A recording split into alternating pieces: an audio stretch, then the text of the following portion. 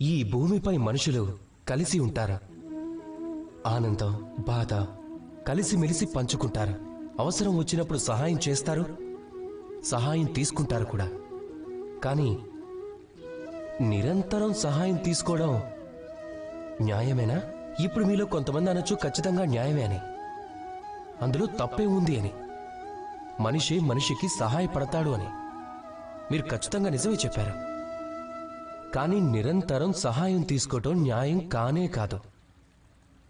కారణం, ఒకవేళ మళ్లీ మళ్లీ సహాయం తీసుకోవడం అలవాటైతే మీకు మీరే బలహీనులైపోతారు.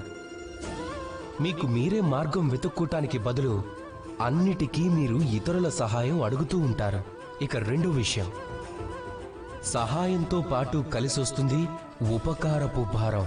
మీరు ఎవరి సహాయం అయితే తీసుకుంటారో వాళ్ల ముందు తలంచుకొని ఉండాల్సి ఉంటుంది. అందుకే కష్టాల్లో కూడా బాగా ఆలోచించి మాత్రమే సహాయం తీసుకోవాలి. ఎందుకంటే కష్టాలు కొన్ని రోజుల తరువాత తీరిపోతాయి. కానీ ఆ ఉపకారపు రుణభారం ఏదైతే ఉందో అది జీవితాంతం మీ మీదే ఉంటుంది. రాధాకృష్ణ.